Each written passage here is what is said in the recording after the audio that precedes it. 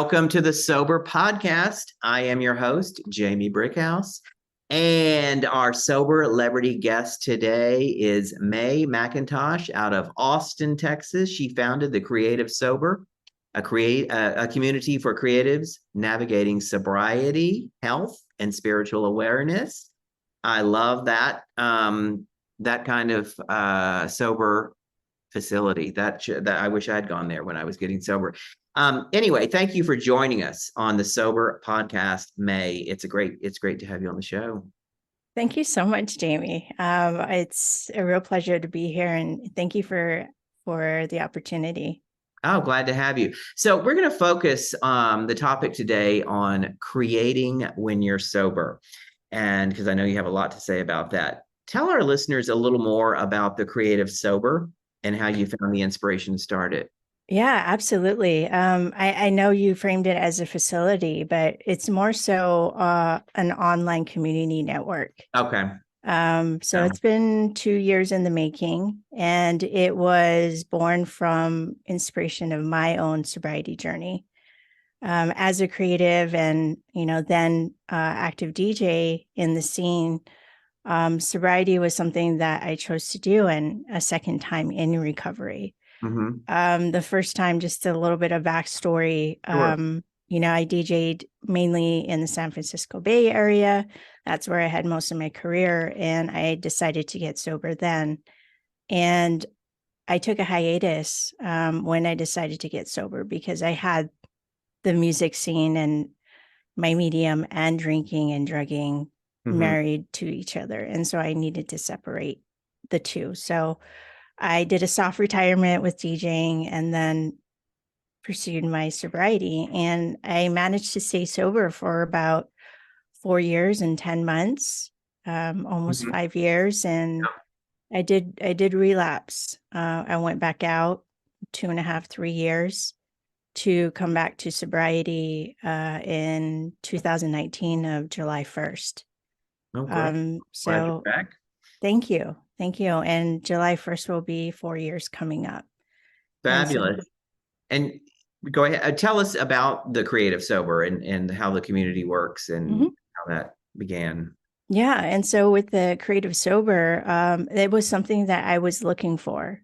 2019, July, and then we went into the pandemic. There was, a lot of isolation and just no contact with anyone. And here I am new into sobriety. And so I was looking for a network or a group of people who were on the same path as me. To have sober artists, that wasn't a common theme or something that wasn't talked about often then, let alone a sober DJ who is paid to party. So I was looking for this network, and I started on Instagram, opened up an account. I was hoping to just get a group of people. We could use it as a corkboard, share our art, our stories.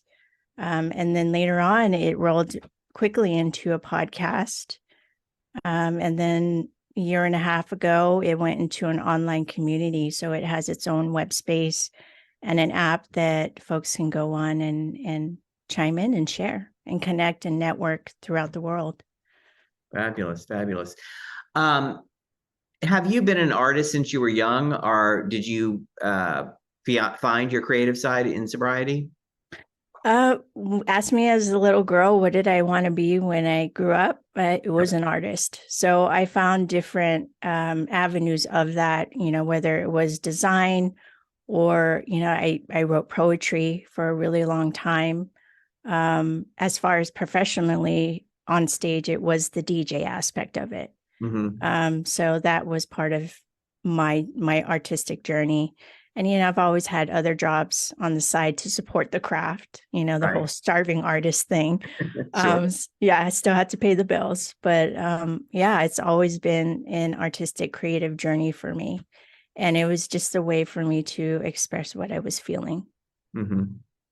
And how do you feel your art has grown and evolved since you've been sober the second time in sobriety? Great. I love this question because I'm finding myself in the clay of that. So with having DJing almost 13, 14 years, that I retired my alias and just let go of Missing May and just really went into what it means for me to create. So I started writing again.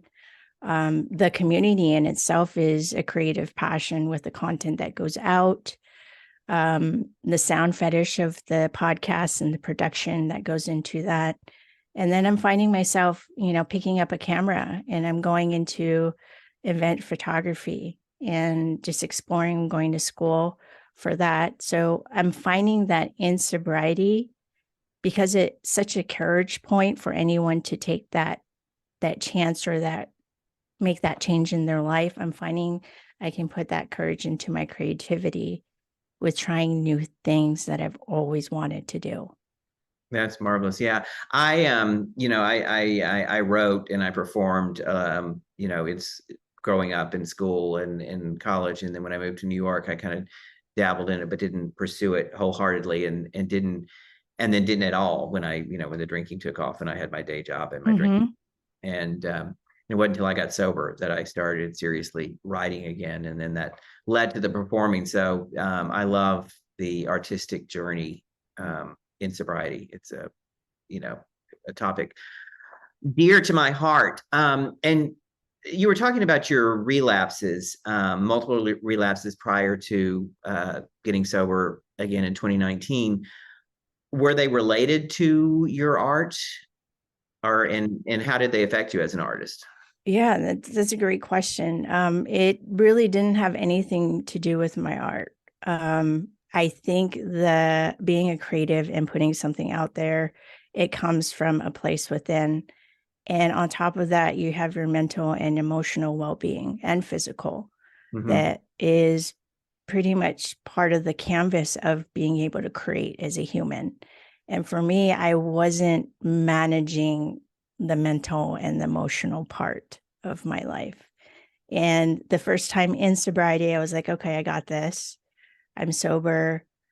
I was successful doing what I was doing at the time and wasn't looking inward, that I wasn't addressing past traumas or just even developing new skills on how to cope with everyday problems and challenges that really doesn't go away after you drink. It was something that I used to medicate myself or help me push through something that I didn't want to address.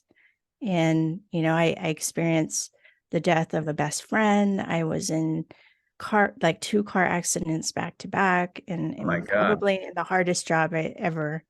And I lost my grandmother in like a few months after my best friend. And so it was just things compounding on top of what I had experienced in the past. And I even convinced myself in therapy that, you know what, because I was so out of control, the drinking was the one thing I felt like I could control. And I said, you know what, I'm ready. I want to take this power back. I thought it was just a very small thing that, we all know it's right.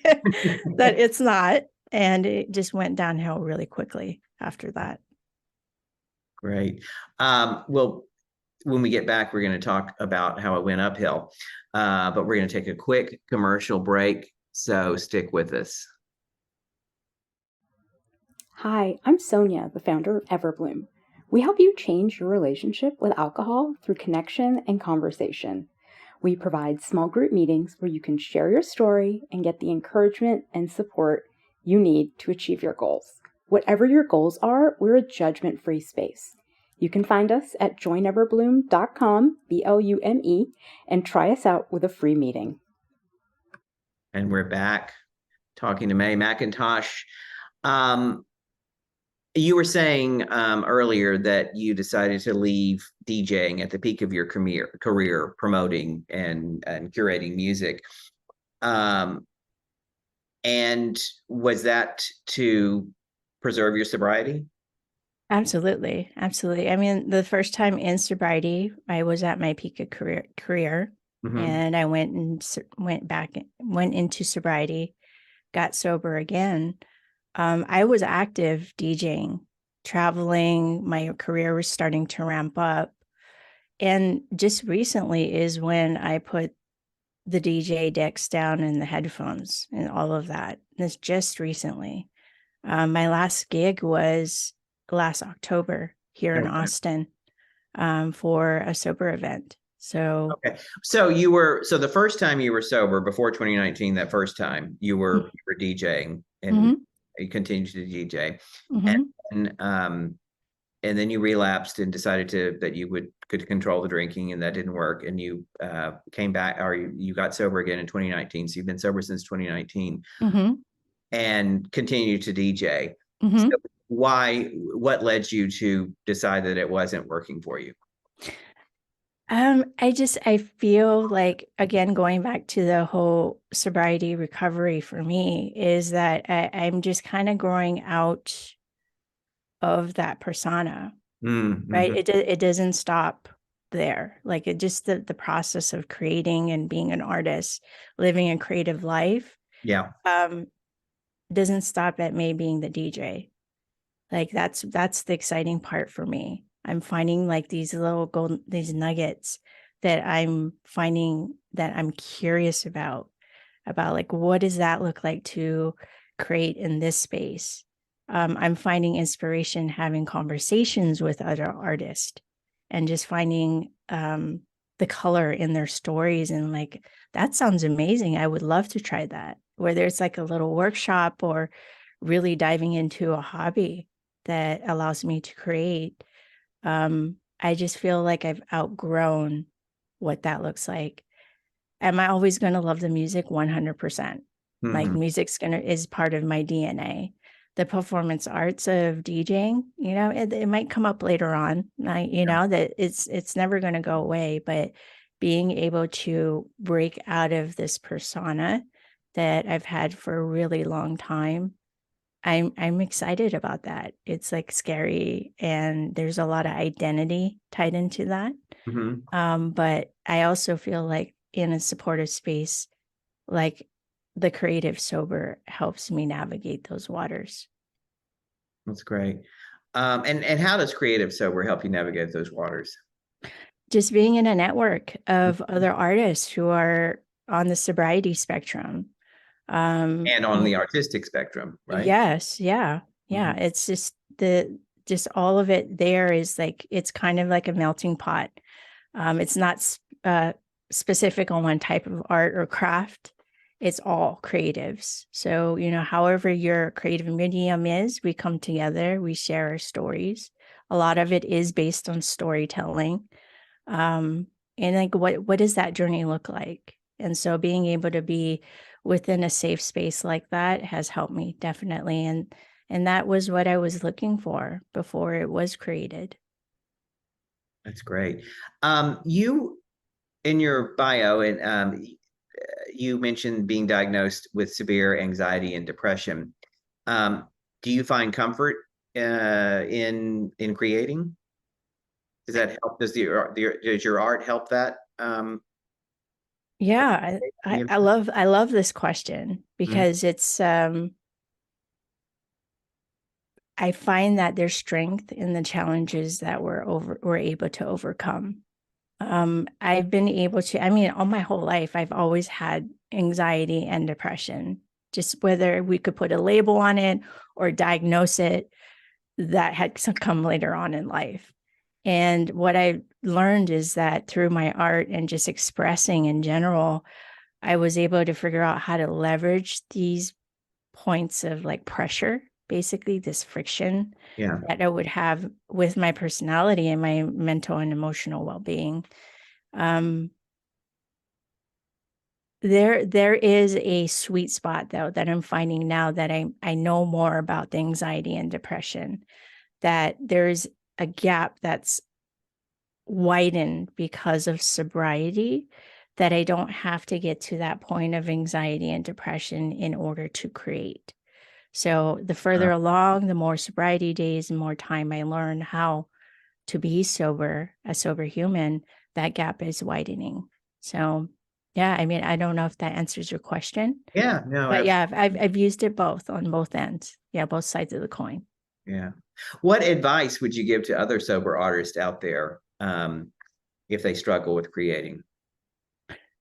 Just give yourself grace Mm-hmm. and compassion. If you know in your heart and your soul, your spirit, that you are an artist, and you know what, Jamie, I feel that everyone's a creative. Yeah. It's just time or something that triggers that or like inspires that type of creation to come out of you. Mm-hmm. It's only time. But I mean, if you're in a place where you were creating under substance, drinking and drugging, and it's just not happening in sobriety, give yourself grace and compassion. Um, you put your body and your spirit through a lot, and so there's a healing process that needs to come through that, Yeah. and just allowing that to happen, and the creativity will come eventually. Whether you're an action oriented person, maybe just doing morning pages where you're a writer Right. and you're Right. just doing 3 pages a day. If that's all you can do and none of it makes sense, perfect. You're doing Get something. something on the page. Yeah. Yeah, this is a time for healing, and coming out of that, like the image I come is the rise of the phoenix. It will come and morph into what it's meant to be, and you'll find that artist within yourself again, even better and healed up. That's great advice and beautiful too. What is the hardest thing you've been through in sobriety, and how did you get through it? Yeah, I'm the hardest part for me right now, and I think it is going to be an ongoing thing, is just my family dynamic. Mhm. So for me, I mean, that is where I learned how to cope with feelings of not talking about it, Right. drinking and drugging. And so a lot of that is And still you came from an alcoholic household where there was domestic violence, I believe. Correct. yes. Mhm. Yeah. Yeah. And it's something that I I continuously learn how to embrace in a way that I can have these relationships in my life. Yeah.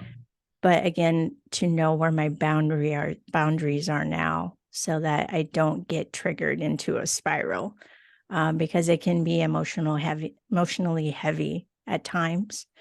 Um, and it's the closest thing to me. So for me, like, that's my hardest struggle right now. Mhm. And I'm working through it, and I'm finding that the best thing I can do, because I love my family, is to be the best version of myself. And so whatever that looks like for me, it's sobriety, making the right next choice, things like that. Yeah, that's kind of how I deal with it. So yeah, right now it's just my internet, my family's And, dynamic, and working through that. one last question, which you may have answered in the previous two questions, but I'll pose it anyway. What is the best lesson you've learned in sobriety, and how did it help you?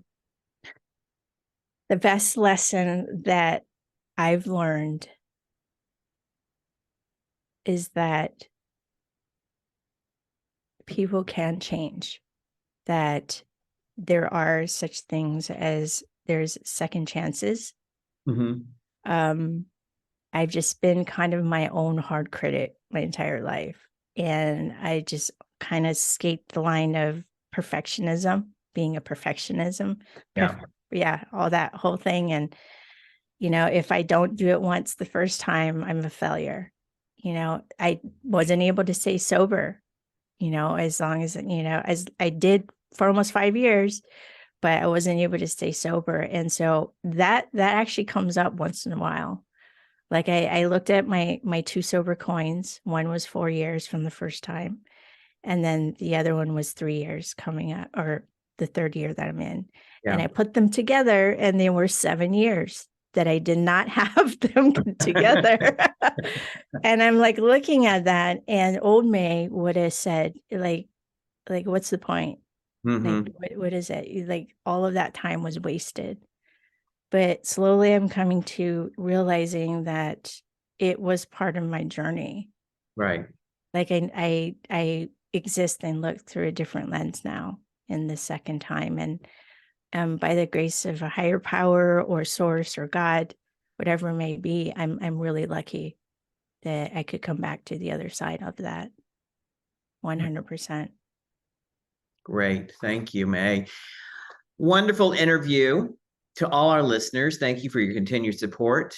And please visit us on soberpodcast.com and all places you listen to major podcasts. Leave us a review, sign up for our mailing list. You will also find the contact information in the show notes for our guest, Mei McIntosh.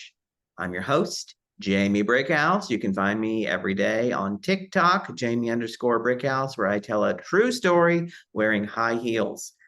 So, signing out for the Sober Podcast. Tune in for another show next week. Thank you, Mei, for being on. Absolutely. Thank you, Jamie.